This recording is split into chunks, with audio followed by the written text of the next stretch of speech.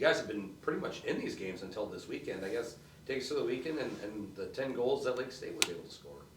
Yeah, the first night, as you mentioned, as oddly as this will sound, I think it could have been 5-0 the other way. They won on their special teams, and we got out goaltending. It's that simple. But for the first time this year, we outchanced the team. We outshot a team. We won the faceoff dot.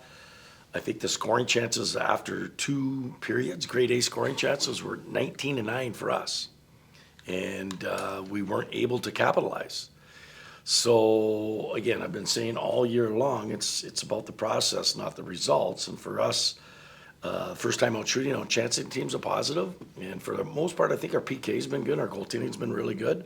That night, they were off. And when you're off that much and teams capitalize, you're not going to win too many games. So, yeah, I was obviously disappointed we lost, but I don't think the score was real indicative of how the game went. You got to give them credit. Their goaltender played very well. We just didn't capitalize on our chances. And on Saturday, you came out and did score the opening goal. Yeah, we got the first goal. We played the game on our toes. We played the game the right way.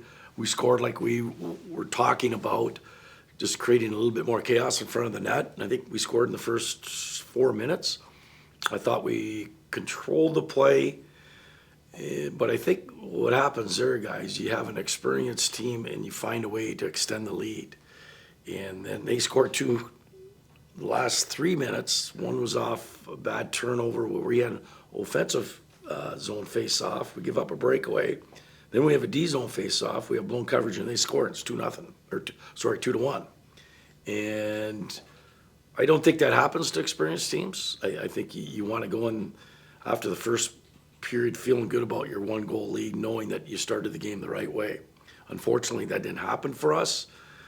And then I thought they were opportunistic and scored some 2 nice goals. But if you look at the scoring chances the second night, I think they outchanced us. I think it was like 21-18. So it was a kind of a match that way. And you got to give them credit. They capitalized on their chances, and again, we didn't. So we have to find ways. We're not going to be a high-scoring team, but we can find ways of winning games 2-1, 3-2. But we need everybody doing their part and doing their jobs. And if we do that, we're capable of winning some games for sure. What do you say to the guys, the first intermission there, the win kind of comes out of your sails on Saturday? I'm talking, when you had the lead and it slips away. How do you get them to feel like they're... Well, you continue to coach them. They're a young team, the guys. A lot of people don't realize we're putting a lot of guys into scoring roles that they're not quite ready for. If you have an older team and a more experienced team, those guys help navigate you through the rough waters.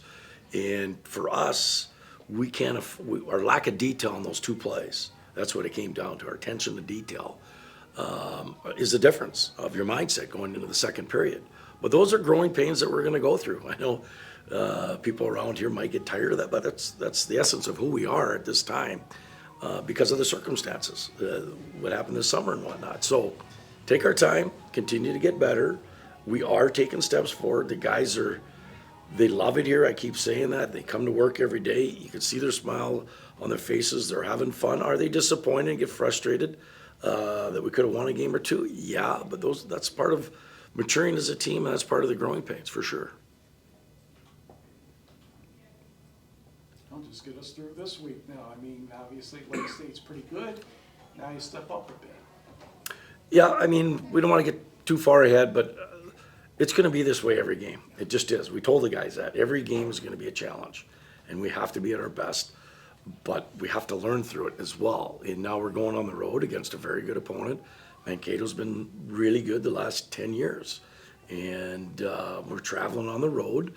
And, we got a little bit battle-tested playing Colorado College on the road. It's a very good team. Obviously, Michigan Tech's a good team, but we need all of our guys playing their A or B game to give us our best chance of winning. And we've got to be good in the special teams and our goaltending. And if we do that, we certainly got a chance to win.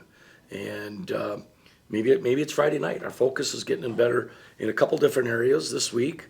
Where we don't have to defend as much, kind of like this weekend. We didn't have to defend as much as we did the previous weekends. We got some more shots on net, and we stayed out of our and for long periods of time. And we're gonna have to do that this weekend as well. We don't wanna spend too much time in our D zone. We gotta get out quickly in our exits, and we gotta apply pressure at their net to force them to defend a little bit more. You mentioned special teams being big. How are you guys working on the power play? Obviously, it was only the one goal was 5-on-5 this weekend. So is that an emphasis for you guys, getting better on the power play and figuring out, who's the best line? Every week, yep. We work on it every week, multiple times. Yep. All special teams are worked on.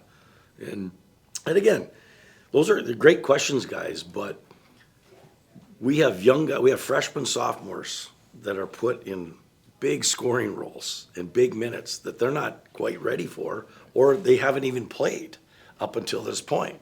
And that's how we sold it. We gave them an opportunity, so we're plugging and playing guys in certain positions, and it is getting somewhat better. We had some really good looks on the power play, some point-blank shots that we didn't convert on.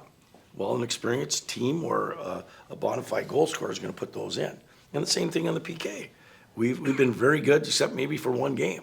And that's because our goaltending has been strong. He's our best penalty killer, and we've did some good things and won some face-offs where we spent less time in our zone. So there's, like I said, it's going to be up and down until we sort through this and get that chemistry, get the deep appearance, and get everybody playing a little bit more consistent.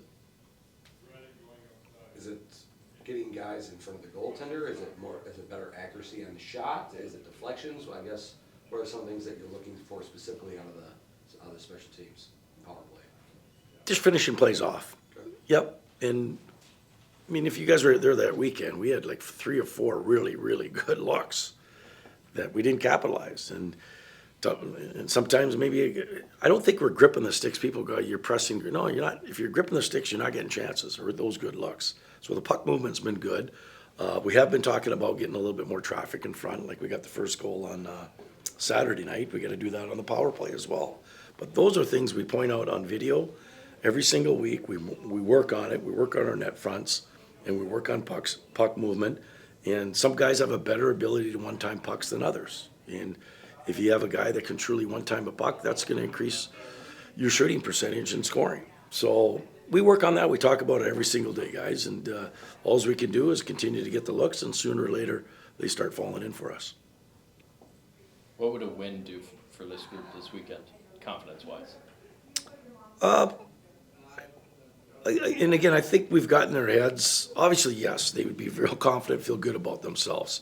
Maybe that gives them enough battle experience. Hey, guys, we can do this. We beat a good team on the opponent. For sure, that would help us. But it's doing it consistently every single weekend through this growth period so you become a little bit more of a threat to win games, if that makes sense at all. So, yeah, it would certainly help our confidence for sure, and belief and buy-in and all that. But I don't think our buy-in has not wavered. I see a little bit of frustration here and there, but we handle it the right way. Our group is good. They're together, and they do believe they can win hockey games. It's just a matter of finding a way, whether it's a pretty win or an ugly win. We just got to find a way. But again, it's the process that's important, and I've said this from day one. We really want to look like a team in the second half. And right now, it's been really up and down. You guys have seen segments of really good hockey, right?